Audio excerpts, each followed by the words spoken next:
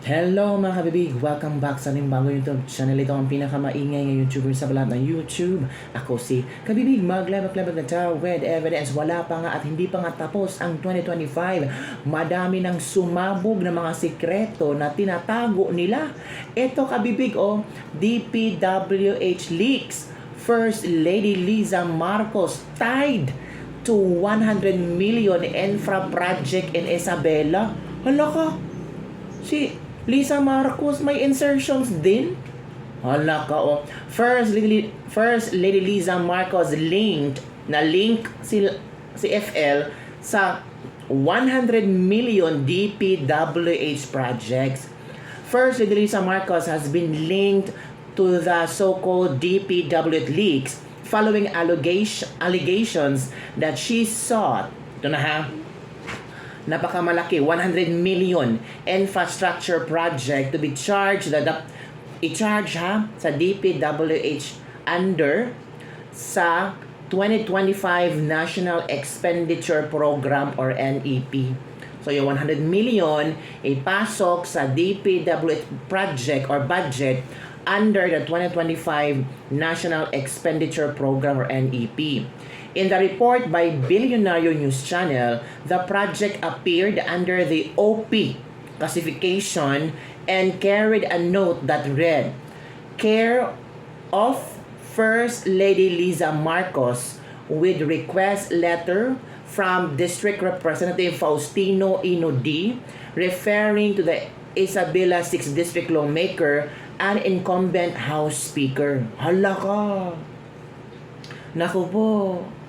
Budget records indicate that the project was eventually incorporated into the 2025 General Appropriations Act or GAA. The items pertains to the construction of an alternate road in the northeastern area of Kawayan City, Isabela. Data available on DPW's website show that the project underwent a bidding process in September 2025. However, the bidding was subsequently declared a failure. So kung na-failure yun, saan napunta ang pera? Nako mga kabibig, kung akala nyo si Lisa may pasabog, ang kampo ni Lisa Marcos may pasabog din kay Martin Romualdez. O eto ang video, panoorin natin. Ito ang sinasabi ni attorney Glenn Chong. Wala lang talaga nakinig kay attorney Glenn Chong. Ay, matagal na palang sinabi ito. Nagbulag-bulagan o nagplastik-plastikan na lang itong si Sandro at si Lisa ba? Kasi itong si Martin ang kaalyado nila. At maraming na mga, sabi pa ni Ezaldico, na maraming na kickback. Nako, maraming na receive na pera, bilyones, dineliver sa kanilang bahay sa Forbes at saka sa Malacanang. Matagal na pala yan mga kabibig. Grabe. Bilyones ang pera. Tapos sabi pa ng iba, wow, ang maleta galing SM. Natural, kung for example, bibili ka pa ba ng mamahaling maleta para lang maglalagyan ng pera? It's still useless. Oo, isang madalian lang delivery ng pera, bibili ka ng mamahaling maleta. Doon ka lang sa murang maleta. In fact, ang importante doon ang laman ng maleta. Importante ba ang maleta? Hindi importante ang maleta. Ang importante ang laman ng maleta. Sabi ng iba, ay nako, edited yung photos ni Saldico na may mga maleta, yung maleta nasa SM lang yung mga mura lang yan. Natural, bibili sila ng mahaling maleta para lang sisidlan ng pera. Madali namang i-deliver nila. After doon, deliver sa bangko o ilagay, 'di ba sabi ni Magalong noon na sa mga condominium nilagay ang mga pera nila. 'Di ba? Ay nako, huwag na nating pag-usapan tungkol sa maleta. Ang pag-usapan natin ang laman ng maleta na bilyones na kickback ng 25%. 'Di ba? Pati maleta gawin yung issue. Oo. Yung iba bulag-bulagan pa rin, no? Meron ng ebidensya. Remember itong si Bryce Hernandez or si Bench Alcantara. May mga photos na doon sa Congress hearing, may mga photos na naglantaran ang pera sa lamesa. Ngayon, Saldico, may picture ng mga maleta, madaming laman ng pera. Naku, Saldico, kung gusto mo talaga mag-partrino, sana may picture ka na binuksan yung maleta na may laman ang pera. Masabihin naman nila na ay gawa-gawa lang. Ang bilis naman mag-edit ni Saldico. Ay nako. O ito kabibig ha, ito yung sinabi na Atty. Glenn Chong tungkol sa paglaglag. Paglaglag ni Sandro Marcos at ni F. Eliza Marcos. Ito, hanapin natin ang video mga kabibig. Matagal na palang laglagan to. So it means napaplastik-plastikan lang sila. Of course, naplastik-plastikan lang talaga yan. No? For one common goal, pera ng bayan. Ito na ha. Sabi ni Sandro, Martin is so corrupt. Wow, social. Ito na. Si Martin, ay nako, Martin, ang kapal ng mukha mo, Martin. Sabi nga ng pamangkin mo, they are so corrupt and they don't even attempt to hide it. Ikaw yun eh. Ikaw yung sinasabi ni Sandro eh. O, sino nagkwento sa akin? Ay, yung nanay mong butod. Ang nanay mong butod ang nagkwento sa akin. Sabi ni Sandro, who was working with Martin Romualdez office, they are so corrupt and they don't even attempt to hide it. Ikaw pala yun, Martin. At walang ibang naglaglag sa'yo kundi yung pamangkin mo. At then ikaw, nilaglag kayo ng pamangkin mo at nilaglag ni Lisa Marcos ikaw sa akin. Kaya alam ko. Ang dapat humarap talaga sa lahat ng ito, si Bongbong Marcos. Or better yet, iharap mo ang asawa mo kasi yan ang nagdidikta sa'yo. Yung asawa mong butod. Attorney Benjo, ano po masasabi niyo ngayon sa ginagawa ng ICI? Instead na yung pinaka-main source ng tao na nandyan na dapat natin investigahan, ay hindi po nami-mention ang pangalan niya sa Senado. Sila takot na takot i-mention ang pangalan ng Sino tao. ba? Si Romualdez. Si Martin? Ay nako, Martin, ang kapal ng mukha mo, Martin. Sabi nga ng pamangkin mo, they are so corrupt and they don't even attempt to hide it. Ikaw yun eh. Ikaw yung sinasabi ni Sandro eh. O, sino nagkwento sa akin? Ay, yung nanay mong butod. Ang nanay mong butod ang nagkwento sa akin. Sabi ni Sandro, who was working with Martin Romualdez office, they are so corrupt and they don't even attempt to hide it. Ikaw pala yun, Martin. At walang ibang naglaglag sa'yo kundi yung pamangkin mo. At then ikaw, nilaglag kayo ng pamangkin mo at nilaglag ni Lisa Marcos ikaw sa akin. Kaya alam ko. Tapos nilabas ni President Marcos ngayon na hindi daw kasama sa listahan si Romualdez. Huwag niyo pong tawaging President si Marcos kasi hindi po siya Pangulo. Mandaraya po siya. Good. I have been consistent about that. I do not call Marcos President, Mr. Marcos Jr. That's all he deserves. At hindi ko tatawagin Pangulo yan kasi mandaraya yan. And I stand by my accusations. Agoy, yun mga kabibig. Ang pasabog ni Atty. Glenn Chong. Meron ba siya Sabi ni Atty. Glenn Chong, ito mga sinasabi ni Atty. Glenn Chong, no, grabe itong si Atty. Glenn Chong. Ang daming mga mga pasabog. Sabi niya dito, in one of our monthly dinners noon sa bahay niya Bongbong Marcos at Liza Marcos sa Nara Street, Forbes Park, narinig ko mula sa bibig ni Marcos Jr. na okay lang sa kanya ang magnakaw basta wag lang halata. Kaya merong bycam insertions kasi hindi mahalata. O yun pala. Diba? Kaya hindi ako nagtaka sa revelation ni Zaldico. For me, yun ay totoo. Mahilig kasi sila sa hindi masyadong halata. Hindi nilagay sa NEP, kundi doon sa bycam report. Ito pa. Ang sabi, Liza Marcos is effectively control of the Marcos government. See, this octopus has tentacles in all government agencies. She virtually appointed them. Fast, it is unbelievable to posit that Zaldico acted on his own in inserting 100 billion in the budget. That insertion must have been dictated to him by and with the approval of the controller. Sabi ni Glenn Chong, ang controller daw ay si Lisa Marcos. Itong si BBM ay nako parang puppet lang di umano ni Lisa Marcos. Nako, grabe naman itong si Atty. Glenn Chong. Ang daming mga pasabog naman Atty. Glenn Chong. Oy, ikaw talaga Atty. Glenn Chong. Kapag naipit si Marcos Jr. at walang maisasagot sa issue, ang default niya answer niya ay I will not dignify that. Ito ang sagot niya sa issue tungkol sa drug addiction. Ito naman ang sinagot niya kanina sa mga paratang ni Zaldico, mukhang guilty. So alam na natin ang script ni Marcos Jr. Sabi ni Atty. Glenn Chong. Hindi ako nagsalita tungkol dyan si Atty. Glenn Chong. sige, hanapan ko, i-share ko sa inyo. Sabi niyo, kabibig, gawa lang naman ng issue. Yan ang sabi ni Atty. Glenn Chong. Yan Glenn Chong. Alam na natin ang script ni Marcos. Kapag naipit si Marcos Jr. at walang maisasagot sa issue, ang default answer niya ay I will not dignify that. Natural, sabi ni Marcos na, magnanakaw ako. Sino bang magnanakaw na aamin niya? Magnanakaw ako. Totoo yun sinabi ni Saldico, 100 billion. Natural, magdi-deny ka talaga. Natural, itong mga sila, Claire Castro, sa PCO, magdi-deny sila, Oo, deny hanggang end, di ba? Ito ang sagot niya sa issue ng kanyang drug addiction noon. Ito naman ang sinagot niya kanina sa parata ni Zaldico, mukhang guilty. Yan ha. Yan ang sabi ni Attorney Glenn Chong. And speaking of Attorney Claire, so nag-react na si Attorney Claire Castro tungkol sa part 2 ni Zaldico. Kaya part 2 ba? Naglabas naman ng part 2 si Zaldico. So ito yung sagot ni Madam Claire Castro. May sagot si Madam Claire Castro. Of course, sasagot talaga si Madam Claire Castro. Hanapin natin ang sagot ni Madam Claire Castro, ha? Madam Claire Castro, ano ba yung sagot mo, Madam Claire Castro? Sagutin mo nga, Madam Claire Castro, Sino ba? Ito na. Ito ang sagot ni Madam Claire Castro tungkol sa maleta. Ito Ay sa Pangulo, he won't dignify Zaldico's allegations. Ang mga binitawan ni Zaldico ay isang kasinungalingan, propaganda. Mas lumalaki ang kasalanan ni Zaldico sa bayan. Napakaliwanag ng mga pag-amin niya. Umamin si Zaldico sa ginawa niyang mga insertions para sa budget 2025.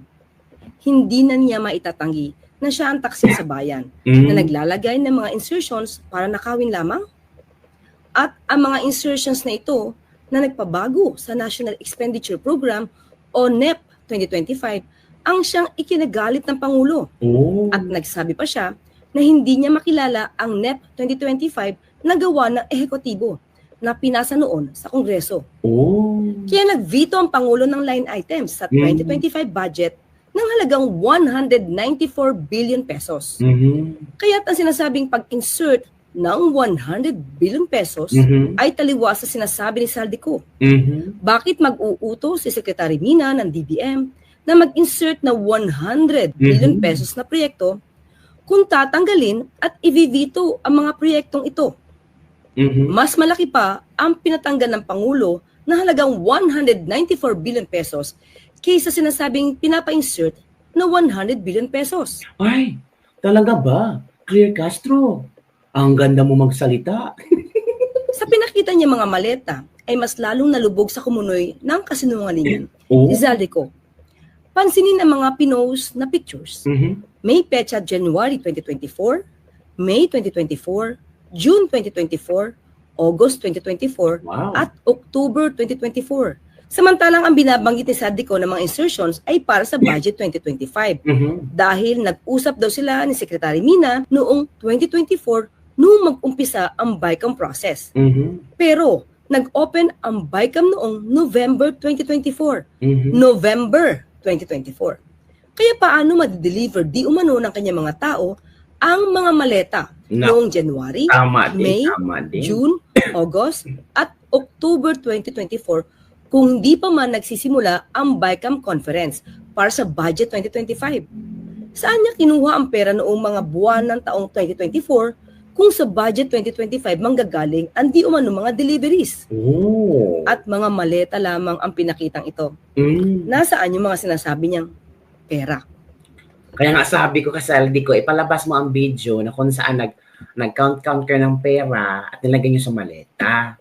Mas balido yun kaysa maleta na nagpakita mo. Diba? Diba? May point to din si Madam Claire. Pero ang mga tao kasi, ngayon Madam Claire, ay talagang naniwala sila kay Zaldico.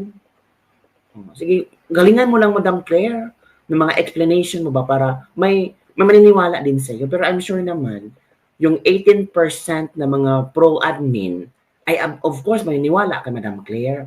Pero alam niyo, tumaas yung mga anti-admin ngayon 43% ang anti-BBM admin niya. Based sa Publicos Asia result 43% ang anti-BBM. Malaki na yun.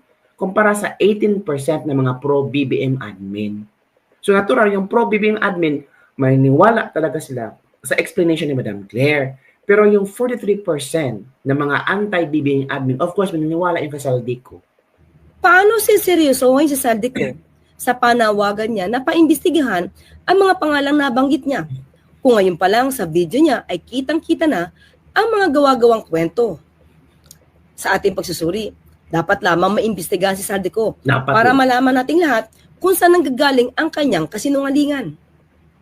Sa sinabi niyang wala siyang kinupit na halaga, kahit na nasa kamay niya ang pag-i-insert ng mga proyekto sa Budget 2025. Oh. Patunayan niya ito, lalo pat nagsusumigaw ang mga yaman niya. Ayon sa Oh, yun pala. Dapat talagang patunayan ni Zaldico. Yung iba nang sabi niya, "Oy Zaldico, umuwi ka na sa Pilipinas, oy." Pero sabi ni Zaldico sa una niyang video na tinawagan siya ni Martin, sinabihan na, wag ka munang uuwi. Kami na ang bahala sa iyo. Diyan ka lang muna. Ngayon, gusto na nating pauwiin si Zaldico. 'Di ba? So dahil lang sa revelation ni Zaldico, pauwiin na. So eto, 'di ba? Yun yung kami bigay. Pero may may statement naman diyan si Rowena Guanzon tungkol sa mga oath ba? Kasi gusto niya sagutin si Lacson. Pakinggan natin si Attorney Rowena Guanzon. Ito na. Ni Senator Lacson, magte-testify si Zaldico by Zoom. By Zoom, yeah. Bakit mo noon payag ka mag-Zoom? Ngayon lumabas sa TV, magpadala ng sarili ng video, ngayon wala nang probative value. Senator, you have to be consistent. Even the rules of court now, in court now, we are allowed to do Zoom. For example, ako, PWD ako, testify ako. I don't have to go out to my house, or let's say the witness is abroad. Pero mga requirements lang yun na to verify identity, etc., etc. Pero ina-allow na yan ngayon ng court. Yung video conferencing ng testigo ka sa court. Bakit hindi allowed sa Senado? In fact, allowed nga. Kasi kaya ka nga si Senator Lacson nagsabi na izo-zoom testimony si Saldico. Ngayon lumabas si Saldico na nagdala siya ng perang katakot-takot na pera sa kilometrong pera kay BBM at kay Romualdez, wala na probative value. Kasi lahat naman po kayo, maalam naman kayo. Hindi man basta-basta maniwala kayo di ba? Kailangan may ebidensya, may basihan kayo Sasabi nga, walang, totoo ba sinasabi ni Saldico? Ang sinabi ko, the probability that he is telling the truth is high. Because he is privy to these private conversations. Because itong si Romualdez will not say what the president wants, the president gets, kung hindi totoo. Hindi ba? At tingnan nyo, ititrace nyo na late na yung insertion niya. Tapos na yung napasa na sa House. Yung budget, yung NEP. Tsaka si Bongbong nag-order ng 100. Bakit sila lang? Ako wala. Ha? Hindi, pwede yan. Ha? Martin, 100 billion sa akin din. Ay, papagawa ko yung kung ano-ano, basta 25% sa akin. Okay. Ikaw talaga, BBM, masyado ka. Pag ako na presidente, ito na nga, ang sinasabi ng idol ko na si Miriam Defensor Santiago. Ako ay sasabihin ko agad sa first flag ceremony, pag hindi ako kikita, walang kikita. Yan. Kaya ako magpresidente. Okay. Patok yang walang kikita pag hindi ako kikita. Sabi ni... Diba? Sinagot na kayo ni Madam Rowena Guanzon. Ito pala, Madam Claire, mayroong sagot ako kasi Madam Claire is asking, bakit mga 2024 ang sinasabi ni Zaldico, ito pala kapipig. Sabi ni Dare to Ask, question ni PCOU si Claire Castro ang mga maletang pictures of basura na pinakita ni Zaldico, bakit may 2024? Ito pala yung sagot kabibig. Basahin natin ha. Hala, clueless ka, Claire Castro, kasi ang 2023 and 2024 national budget were also mutilated. As per our computation, ang insertion sa DPWH in 2024 ay at least 289 billion. Sa 2023, at least 323 billion. Wow, grabe, ang taas, bilyonis na. Ang program appropriation, tinaasan ng 449.54 billion in 2024 and 219 billion in 2023. The DBM and the Office of the President approved the release of flood control projects from UA in 2023 and 2024 amounting to 141 billion. Ang sworn statement ni Bernardo mentioned 2024. Ang 2025 naman na sinasabing worst and most corrupt budget in history ay may 410 billion insertions in DPWH and the UA increased by 205 billion. Ang UA means unprogrammed appropriations. Kaya it's no wonder may 2024 na maleta dates. Kaya siguro maraming parts pa na ilalabas sa video sa Saldico. Yun kabibig ha. Yun ang sagot ni Dare to Ask kay Claire Castro. Madam Claire, sinagot ka na ni Dare to Ask. So yun kabibig. Wala na. Kita ko ito kabibig, no? Umamin na lang si Martin. Aamin na lang si Martin ba? Pero sabi ni Martin, malinis ang aking konsensya. Sige kayo, malinis kayo. Wala namang magnanakaw magsasabi, nagnakaw ako. Sabi nga nato ni Romina Guanzon, walang ano ba yung sinabi ni Atty. Romina sa last statement niya? Walang kikita kung hindi ako kikita. So yun lang kabibig ang ating Leaders Living per Day. Don't forget to like, subscribe, and share this video. And also, kung gusto mo mag-share ng blessings kay Coca, pangkape lang ba? Pangkape, pangpandesal dyan sa umaga. Bye everyone. See you next time.